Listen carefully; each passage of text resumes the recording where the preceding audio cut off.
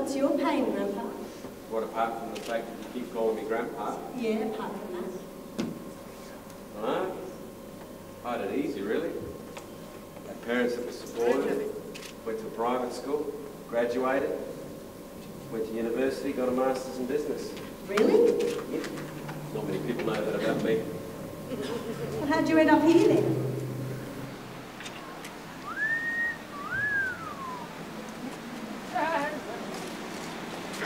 Excuse me, you got a light for my cigarette? Light? Yeah, for my cigarette.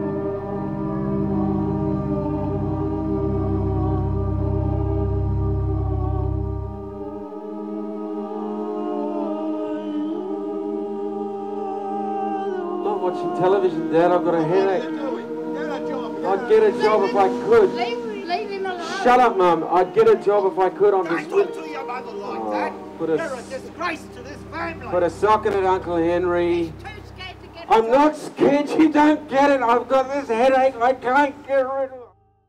It's the rector's job to sort of get you to jump over that fence and make you feel confident in your ground.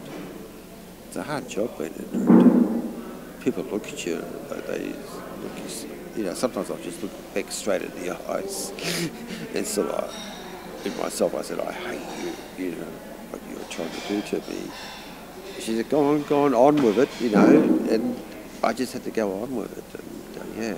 Now I can walk out in front of a whole big lot of audience. You know. I'm just saying what everybody in this family is afraid to say. He's sponging off you. Now get out of my house right now. Get out of your house. Now get out of my house. Order.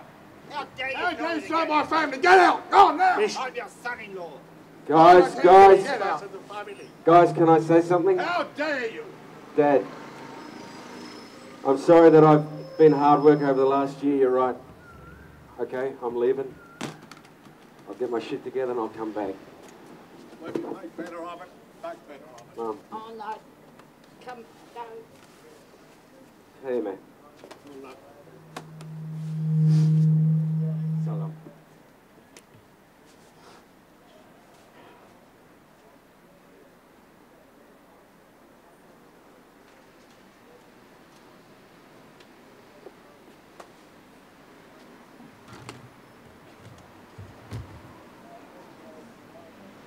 It started off, we were rehearsing it as it was a real blow-up scene, fight scene, but there was these two guys that were really, you know, you could see it was really hurting them that this was going to happen.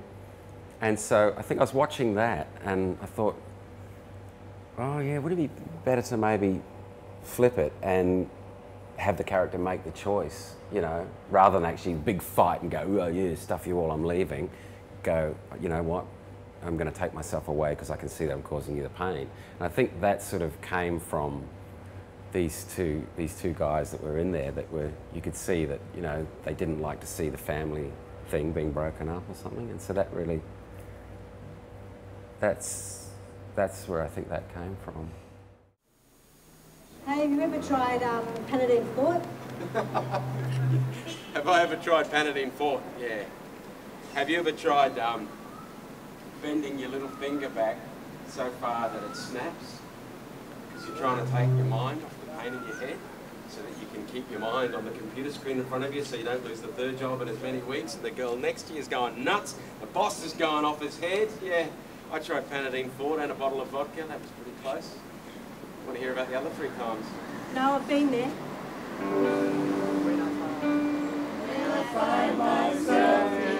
Shut up!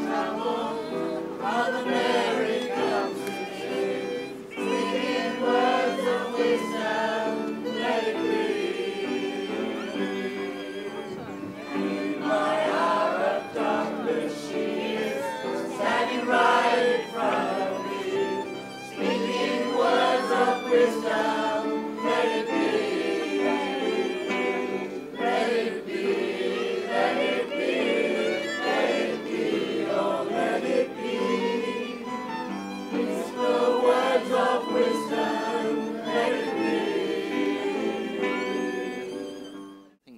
Beck is just awesome for this job. She's just really great, and yeah, she inspires us. I don't know how she does it, but she does it. Tough, as all directors should be.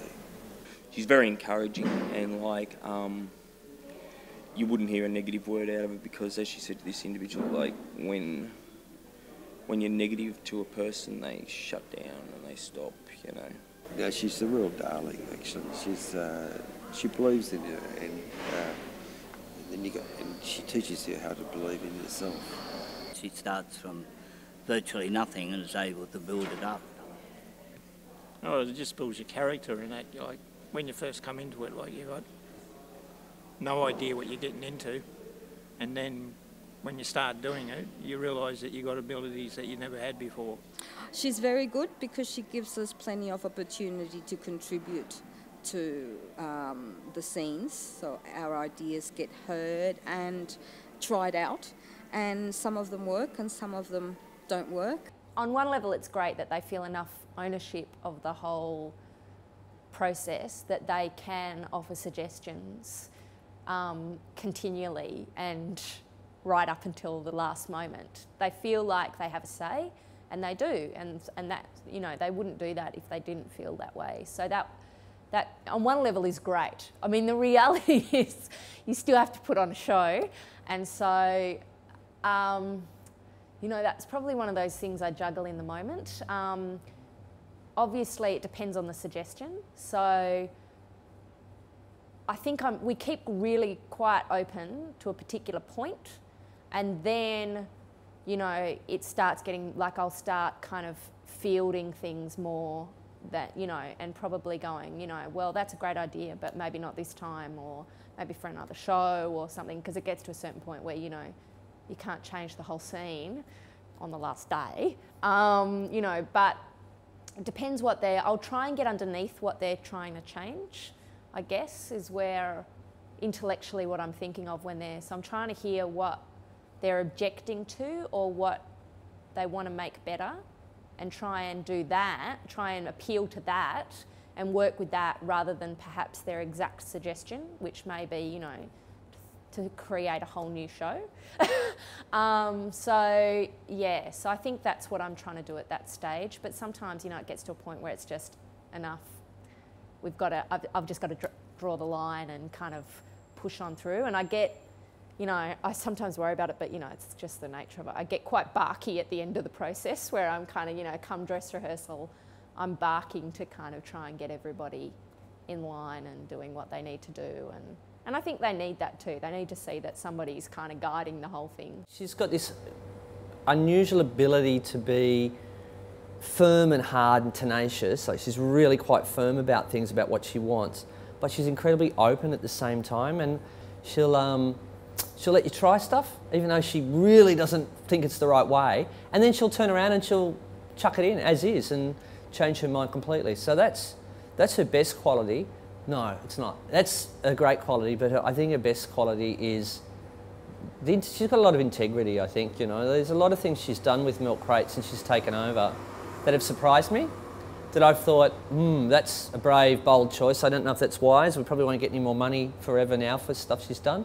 And she always has, you know. I think there's a lot of integrity in running milkcrate, and that's a very rare quality, I think, in the arts. You know, we all want to have integrity and do the right thing, but I think she's one of those people that really manages to pull it off at any cost.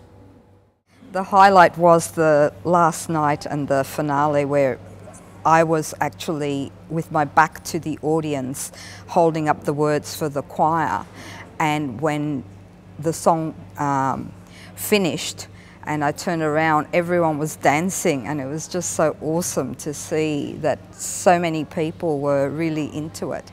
That was just amazing. It was a great experience.